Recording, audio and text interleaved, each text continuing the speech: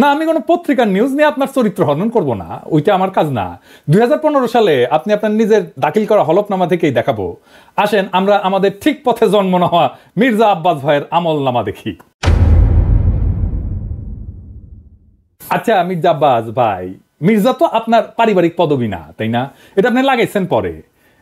আপনার বাবার নামের আগে তো মির্জা নাই, তাই না? আপনার বাবার নাম আব্দুর রাজ্জাক। আপনার এখানে মির্জা লাগাইতে হইল ইনফিরিয়রিটি কমপ্লেক্সে এলিট হইতে চাইছেন, নতুন বাংলাদেশের এলিট হইতে চাইছেন না। টাকা পয়সা হয়েছে, এখন মির্জা না থাকলে ক্যাঙ্কা হয়, অসুবিধা নাই। বাঙ্গুল্যান্ডে এভাবেই সব এলিট গড়ে উঠছে, ওই যে সোহরাওয়ার্দীর বডিগার্ড থেকে। আচ্ছা যাই হোক, মির্জা আব্বাস তো এটা ব্যাংকের মালিক, জানেন তো? ঢাকা ব্যাংক 1995 সালে ব্যাংকটা প্রতিষ্ঠিত হয়, মির্জা আব্বাসই প্রতিষ্ঠাতা। এই ঢাকা ব্যাংকটা দেশের প্রথম দিকের বেসরকারি মালিকানায় প্রতিষ্ঠিত ব্যাংকগুলোর মধ্যে অন্যতম ব্যাংক। কোনো সমস্যা হয়নি। অনেক ব্যাংকের সমস্যা হয়েছে, জয় বাংলা হয়ে গেছে হাসিনার আমলে। মির্জা আব্বাসের ব্যাংকের কোনো সমস্যা হয়েছে? হয় নাই।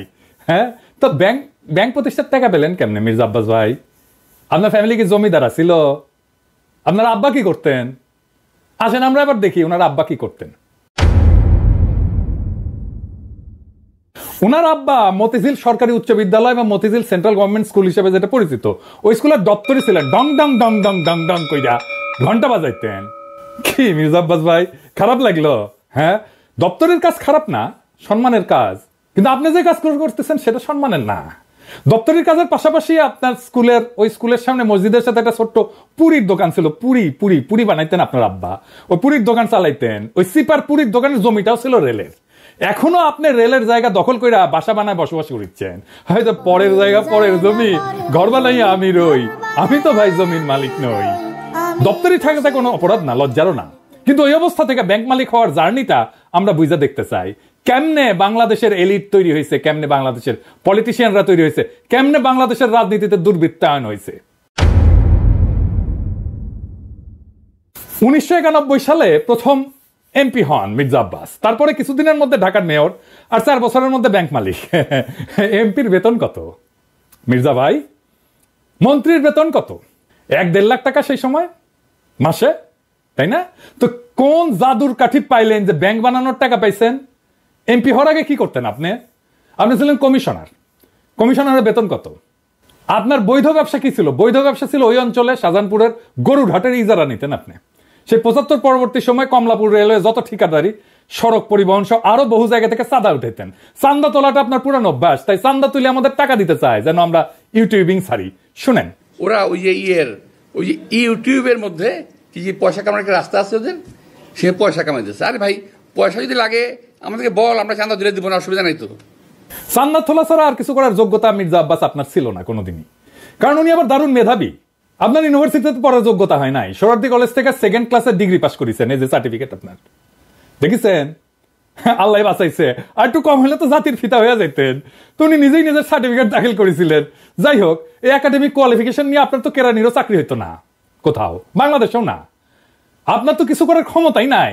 ইউটিউবে টাকা পাওয়া যায়, কথা সত্য। বই লেখাও টাকা পাওয়া যায়, শিক্ষকতা করিয়া, অভিনয় করিয়া, কবিতা লিখা, গান গাইয়া টাকা পাওয়া যায়। প্লেন চালালেও টাকা পাওয়া যায়, রিক্সা চালালেও টাকা পাওয়া যায়। আপনার ড্রাইভারও যে ড্রাইভিং করে সেটা তো টাকা পাওয়া যায়। তো আপনি এর কোনোটাই পারেন না।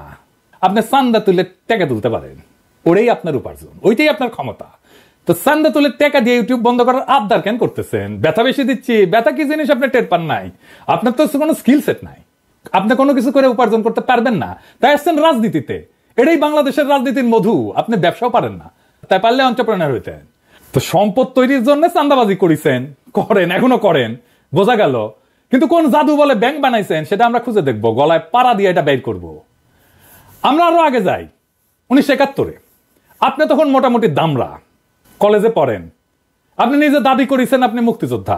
শোনেন, মূলত আমি এক কথা বলতে পারবো যে ওই 26শে মার্চের রাত্রে যদি আমরা ওই আওয়াজ না পেতাম, যদি আমরা, তাহলে দেশের মানুষের ভাগ্য নিয়ে বহু লোকই সিনেমিনি খেলার সুযোগ পেত, সেটা পায়নি। পরবর্তীতে আমরা মুক্তিযুদ্ধে যাই এবং দেশের স্বাধীনতা যুদ্ধে অংশগ্রহণ করি। এটা আবার বিএনপির পেজ থেকে শেয়ার দেওয়া। এই বক্তব্যে উনি বলছেন মুক্তিযুদ্ধে কি করেছেন সেটা কোনো কিন্তু উল্লেখ নাই। 25শে মার্চে কি হয়েছে, শাহজাহানপুরে ওনার বাসা থেকে কি দেখেছেন, ওইটুকুই শুধু বলতে পারেন, তার বাইরে আর যাইতে পারেন না। তার বাইরে গেলে জিয়াউর রহমান মুক্তিযুদ্ধের ঘোষণা, অমুক তমুক, ওই জায়গায় চলে যান। উনি কোথাও মুক্তিযুদ্ধ করেন নাই। কোন সেক্টরে যুদ্ধ করেছেন, কোথায় ট্রেনিং নিছেন, কারা ছিল সহযোদ্ধা? মিছা কথা কইতে লজ্জা লাগে না মির্জা আব্বাস? এটা চেনেন? 1971-এ পাকিস্তানি বাহিনী তার নাম শুনলে কাপড় নষ্ট করে ফেলতো। ঢাকার গেরিলা মুক্তিযোদ্ধা সাদেক হোসেন খোকার দলের। আমি তার কাছ থেকে জানছি আপনি মুক্তিযুদ্ধ করেন নাই। এমনকি আপনি এই যে যারা মুক্তিযুদ্ধ করছে একই সময় ঢাকায়, আজম খান, ইকবাল সুফি, আলমাস লস্কর, কাজী মোহাম্মদ হেদায়েতুল্লাহ, মোহাম্মদ শফি, খুরশিদ আব্দুল মতিন, আবু তাহের, মোহাম্মদ বাশার, খন্দকার আবু জায়েদ, জিন্না, ফরাদ জামিল, ফুয়াদ, মোহাম্মদ শামসুল হুদা, ডক্টর নিজাম, জাহের, কোসি, ঢাকার মুক্তিযুদ্ধের সেই উজ্জ্বল নামগুলা কারো বন্ধু সার্কেলের লোক আপনি ছিলেন না। 1971-এ মুক্তিযুদ্ধের যাওয়ার সাহস হয় নাই, আজ আসছেন 71 বাঁচাইতে, দ্বিতীয় স্বাধীনতাকে অস্বীকার করতে। বাহ বাহ, চমৎকার চমৎকার। আর এক জাফর ইকবাল রাজনীতিতে আবার বলছেন আমরা নাকি হাসিনারে যারা সমর্থন করছে সে ব্যবসায়ীদের বিরুদ্ধে কিছু বলি না। শুক্রের গ্রুপ ওরা কিন্তু দেখেন, ওরা শুধু রাজনীতিবিদদের পিছনে লেগেছে, কিন্তু যারা নাকি এই যে হত্যাকাণ্ড ঘটালো, এই যে ছাত্রদের হত্যাকাণ্ডটা ঘটালো, একটা বিশাল একটা ব্যবসায়ী গ্রুপ আছে না, আমরা দেখেন নাই 3 তারিখে 3 তারিখে আগস্টের 3 তারিখে যারা হাসিনার সঙ্গে দেখা করেছিল, মিটিং করেছিল এবং বিভিন্ন ভাষায় তাকে এমনভাবে কথা বলেছিল যে হাসিনা খুন করতে উৎসাহিত হয়েছিল, তাদেরকে এমনভাবে প্রভোগ করা হয়েছিল যে হাসিনাকে খুন করতে উৎসাহিত করা হয়েছে। সেই লোকগুলোর সম্বন্ধে তারা কিছু বলে না, তারা কিছুই বলে না, তার মুখে কোনো শব্দ নাই। তো মির্জা আব্বাস কি শুক্রে 8 দিন হইলে আমার ভিডিও দেখেন, তিনি কি কাউরে ছাড়িছে? হাসিনা যখন ক্ষমতায় তখন একটা এপিসোডই করছে আলাদা করে ফ্যাসিবাদের সমর্থক ব্যবসায়ীদের। এডিটর সাহেব দেখে দেন না কিছু এক না ওটা থেকে। এফবিসিসি এর একটা কনফারেন্স আছে, সেইখানে বাংলাদেশের ব্যবসায়ী নেতারা হাসিনাকে সামনে রেখা নানাভাবে তেল দিছে, শেখ হাসিনার নামে জয়ধ্বনি দিছে, গানের কলি ব্যবহার করে হাসিনার মন পাওয়ার চেষ্টা করছেন। হাসিনাকে যারা উৎখাত করতে চায় তাদের দেখে নিবে বলছে হাসিনাকে যারা উৎখাত করতে চায় তাদের ঠেকায় দিতে বাংলাদেশের ব্যবসায়ীরাই যথেষ্ট। জয় শেখ হাসিনা, জয় শেখ হাসিনা। সালমান ভাই রাঘব আমাকে বলছে বলার জন্য, হ্যাঁ শেখ হাসিনা সরকার, শেখ হাসিনা সরকার, শেখ হাসিনা সরকার। কিন্তু হাসিনা যাওয়ার পরে আপনার সামনে কেন সময় টিভির মাইক্রোফোন এডিটর সাহেব বড় কইরা দেখান, মাথার উপরে কেন চ্যানেল 24 এর লোগো? ওরা কি আপনার দুলাভাই লাগে নাকি আপনার চান্দা দেয়? আবার শোনেন বলতেছে আমরা নাকি সবার পিছিয়ে লাগি। এই গোষ্ঠী কখনো বাংলাদেশকে স্থিতিশীল থাকতে দেবে না, কখনো আমার বিরুদ্ধে, কখনো ওর বিরুদ্ধে, কখনো তার বিরুদ্ধে লেগেই থাকবে। আপনি অপেক্ষা করেন, কদিন পরে তারা ইউনূস সাহেবকে ধরবে। আমি এটা বলে দিচ্ছি আমি আপনাদেরকে, কদিন সাহেব পরে তারা ডাক্তার ইউনূস সাহেবকে ধরবে। কার পিছিয়ে লাগিয়েছি? ইন্ডিয়ান লেসপেন্সারি যারা করে তাদের পিছিয়ে লাগিয়েছি। প্রফেসর ইউনূসের পিছনে নাকি আমরা লাগবো? অবশ্যই লাগবো যদি প্রফেসর ইউনূস ইন্ডিয়ান লেসপেন্সারি করে। ইন্ডিয়ান লেসপেন্সারি বাদ দেন, তারপরে এসে আলাপ করতে।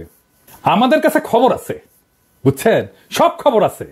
কি করেছেন হাসিনার আমলে, কেমনে কারে ম্যানেজ করেছেন, সব খবর আছে। আপনাদের দলের লোকেরা বলে সোশ্যাল মিডিয়া কিছু না, মাঠের রাজনীতি, ভোটের রাজনীতি আসল। হ্যাঁ আসেন সোশ্যাল মিডিয়া নিয়ে কি করে বিএনপি দেখি। বিএনপি প্ল্যান নিছে যে তাদের ফেসবুকের পোস্টে তো কেউ যায় না, মাসি মারে ওরা নিজেরা বসে, তো স্পন্সর পয়সা খরচ কর, টাকা খরচ কর, তা করবে না। তারা বট রিয়াক্ট, বট মানে বুঝেছেন তো, যন্ত্র থেকে ওই যে লাইক শেয়ার দিবে, বুঝেছেন, কমেন্ট করবে, তো বট দিয়ে রিয়াক্ট দেন। দেখেন সব ভিয়েতনামের আইডি দেখেছেন। হ্যাঁ আপনারা বিএনপির পোস্ট দেখবেন যে হাজার হাজার লাভ রিয়াক্ট পড়িছে, ভালোবাসা রে বন্যা বয়ে যাইতেছে, আপনারা প্রভাবিত হয়ে যাবেন। আরে বাপরা সর্বনাশ, ভালো কাজ করিছে তো, ভালো কথা, আমি একটা লাভ রিয়াক্ট দিয়ে দিই। মানুষের সাথে এরকম প্রতারণা করতে পারে কেউ? আওয়ামী লীগ এরকম প্রতারণা করে নাই জনগণের সাথে, বিএনপি যেটা করছে দেখেছেন। এটাই আপনাদের জার্নি, এটাই বাংলাদেশের রাজনীতি, এটাই হয় মন্ত্রী, দলের শীর্ষ নেতা। আর একাডেমিক যোগ্যতায় কেরানি হয়ে যার জীবন পার করার কথা ছিল, সে হয় মন্ত্রী। যার উপার্জনের ধান্দাই হইতেছে কিভাবে অন্যরে ঠকাবে, আরেকজনকে অতিরিক্ত সুবিধা দেবে, অন্যরা বঞ্চনা করবে বা ভয় দেখায় উপার্জন করবে, চান্দা নেবে। আমি যদি 1 টাকা ইউটিউবে উপার্জন করি না, সেটা আমার ইনকাম ট্যাক্সের ফাইলে আছে, এটা আমার বৈধ উপার্জন। আমি 1 টাকা যদি খরচা করি, ওটাও দেখাইতে পারবো আমি কিভাবে এই 1 টাকা উপার্জন করছি। আপনি জিন্দেগিতে দেখাইতে পারবেন না কিভাবে আপনি ব্যাংক বানানোর টাকা পাইছেন, জিন্দেগিতে পারবেন না, চ্যালেঞ্জ দিলাম আপনাকে। আপনার বৈধ উপার্জন কি? আপনি নিজেই ঘোষণায় বলছেন বাড়ি ভাড়ার টাকা আর ব্যাংকে রাখা সঞ্চয়পত্র। বাড়ি ভাড়ার টাকা পেট চালান, বসে বসে খান, আর ব্যাংকের একটা সঞ্চয়পত্র ওইটি থেকে সুদ আসে, এটা হইতেছে আপনার উপার্জন। তাও এটা আজকের কথা না, 10 বছর আগের কথা। লজ্জা লাগে না আপনার? হ্যাঁ, আমার প্রত্যেকটা পয়সা হালাল, আপনার প্রত্যেকটা পয়সা হারাম। আপনি দাবি করতে পারবেন আপনার প্রত্যেকটা পয়সা হালাল? পারবেন না। বুকে হাত দিয়া বলবেন, আল্লাহর কসম কাইটা বলবেন, দেখাই দেবেন আপনার উপার্জন কিভাবে হয়েছে, কেমনে আপনি ব্যাংক করছেন। আপনি কাউরে না কাউকে বঞ্চনা করে সুবিধা দেওয়া ভয় দেখায় যে টাকা উপার্জন করছেন, সে উপার্জনের টাকা দিয়ে ক্যাডার পালেন, সে ক্যাডার ভোটে জিতায়, আর অনুপার্জিত টাকায় ভোট কিনা এমপি হয়ে যান আপনি। আপনার দলের লোকেরা ভোটের কথা বলে, ভোটের কথা গপ্প শুনে না আমাদেরকে।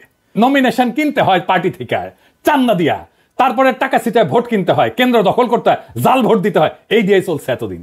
ভোটের শক্তির রোয়াব দেখায়েন না, ওই রোয়াব আমরা ফুটে করে দিতে পারি। জুলাই বিপ্লবের আকাঙ্ক্ষা ছিল এই বন্দোবস্তের পরিবর্তন, সত্যিকারের মেধাবীদের দিয়ে রাষ্ট্র চালানো।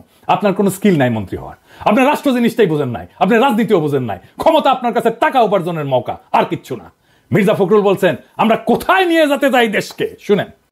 সোশ্যাল মিডিয়াতে কিছু নতুন নতুন আমি বলি কুতুব আবির্ভূত হয়েছে, তারা বাংলাদেশকে কোথায় নিয়ে যেতে চায় আমি জানি না। আমরা দেশ থেকে ফ্যাসিবাদের সমস্ত কলঙ্ক চিহ্ন মুছবো, আমরা বাংলাদেশে ভারতের তালুকদারি বন্ধ করব, চিরতরে আমরা বাংলাদেশে একটা সাম্যের ইনসাফের রাষ্ট্র করব। আপনারা মির্জা ফখরুল সেই স্বপ্নের সামনে বাধা হয়ে দাঁড়ায় আছেন। দেশের জনগণ জানে, বুঝতে পারে প্রফেসর ইউনূসকে কেন তাড়ানোর চেষ্টা করতেছেন, কেন দ্রুত নির্বাচন চান। জনগণের জন্য প্রফেসর ইউনূসের এই অতি অল্প সময়ের শাসন হয়ে থাকবে একটা স্বপ্নের মতো, এক অলিক সম্ভাবনার মতো, এক বিদ্যুৎ চমকের মতো সময়। তারপর বাংলাদেশ আবার ফিরে যাবে আপনাদের সেই আদিম জমিদারি ব্যবস্থায়, আপনাদের সেই মাফিয়া শাসনে। আবার কালো টাকা এবং পেশি শক্তির মাস্তানেরা গাড়িতে পতাকা ওড়ায় ঘুরবে, হেলিকপ্টারে চড়বে,